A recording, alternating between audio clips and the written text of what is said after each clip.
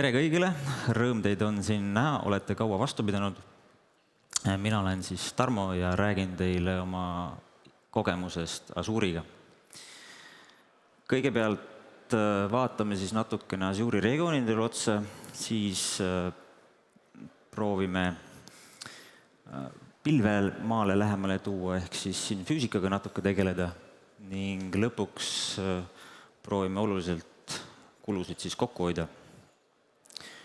Sissejuhatuseks ma arvan, et pilve mõistel me pikalt peatuma ei pea, aga palun teie tähelepanu võib-olla siis hoopis argumentidele, millega meid pilve meelitatakse, milleks on siis väiksemad kulud, taristu paindlikkus ning kasva vastavalt vajadusele.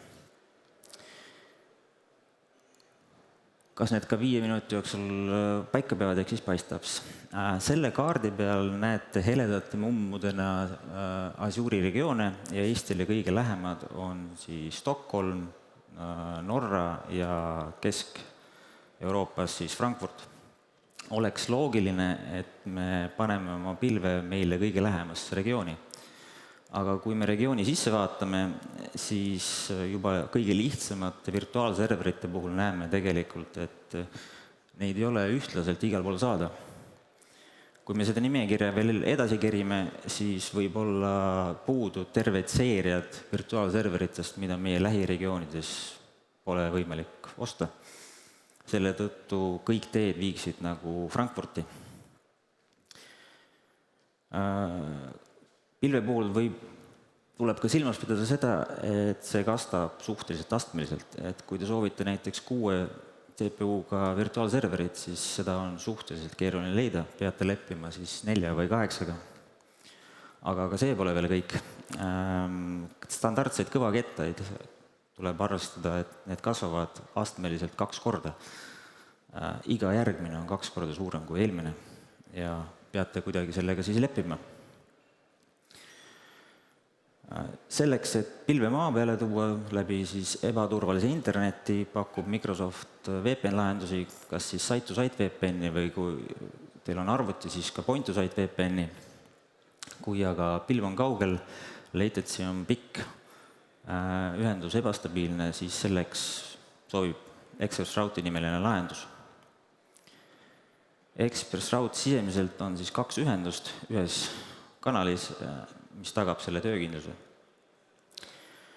ExpressRoute'i saab kombineerida väga hästi ka tavalise VPN-iga, seda saab siis teha nii käideldavuse kui ka optimeerimise vaatenurgast. Panen teile aga südamele seda, et ExpressRoute ei ole krüpteeritud lahendus. Te peate ise hoolitsema selle eest, et ExpressRoute'i sisemised kanalid oleksid krüpteeritud kas siis MACsec'i või IPsec'iga. ExpressRoute aitavad teile maale tuua siis erinevad teenusepakkujad, sõltuvad siis regioonist, on neid kas siis vähe või palju. Siin Stockholmi puhul on võib-olla näha, et siin on 3 tükki, suuremates regioonides on rohkem.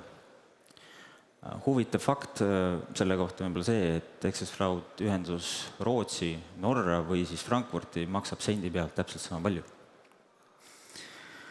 Võrgutasusid on aga Azure'il väga palju. Nad ei ole õnneks väga suured, aga üllatusena võib tulla fakt, et ka sama serverruumi sees võib Microsoft liikluse edastamisest ühest virtuaalsest võrgust teise virtuaalsesse võrku küsida teie käest raha, nii siseneva kui ka väljuva liikluse osas.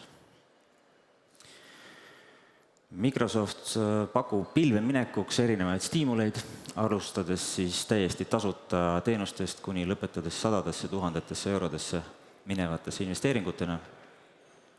Kuna see stiimulite hulk on väga pikk, siis palun pöörduge oma Microsofti partneri poole, kes aitab teil sellest 76 leheküljest sotti saada. Kui olete ka pilve jõudnud, siis ärge unustage, et testserverid või testteenuseid ja arendusteenuseid saate kuni 57% allahindlusega seal majutada. Live-teenuste puhul soovitan teil reserveerida serverid 3 aastaks, sest siis saate 70% soodsamalt. Kõvakettaid saate heal juhul reserveerida 9 aastaks ja on hulk teenuseid, mida reserveerida sisuliselt ei olegi võimalik. See slaid on siin kallitele riigiametnikele, ehk palun ärge tehke 5-aastaseid riigihankeid. See on lihtsalt raha raiskamine.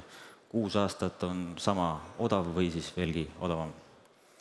Lisaks ärge küsige fikseeritud kuutasu, sellepärast et 1/3 kuutasust ei ole pilves võimalik fikseerida. Kui nüüd tagasi jõuda meie esialgsete argumentide juurde, siis väiksemad kulud pilves on jah, kui te suudate reserveerida endale ressursse. Paindlikkus on suhteliselt astmeline ning kasvada saate vastavalt vajadusele ainult siis, kui te maksate 3 korda rohkem. Ehk pilve minekuks on hoopis teised põhjused kui paindlikkus ja raha, olgu selleks siis asukoht, turvalisus või teenuste hulk. Ja kokkuvõtteks, valige oma pilvele asukohta hoolega, sest kõiki teenuseid pole igal pool saada. Paindlikkus on tunduvalt astmelisem, kui te olete harjunud Eestis olevate teenustega võib-olla tarbima ning kasutage Microsofti soodustusi nii palju kui vähegi võimalik, sellepärast seda mõtet ei ole neile jätta. Ja mis kõige tähtsam, lugege tärniga teksti, fond 8, isegi kui see seal allpool on, et see võib muuta väga palju tehnilisest lahendust või siis lahenduse hinda. Aitäh!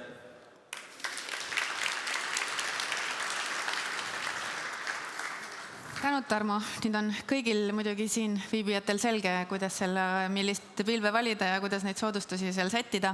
Aga sina kui Telia kliendilahenduste peaarhitekt, ütle, milliste Azure'i teenustega täna kliendid on sinu poole kõige rohkem pöördunud? Viimasel ajal on väga populaarne siis erinevad varundusega seotud teenused ning just disaster recovery teise riiki, kus siis Eestist on vaja midagi teise riiki kopeerida või viia. All right, davai. Aga kuna meil on aeg läbi, siis teeme Tarmole suure aplausi. Aitäh! Aitäh!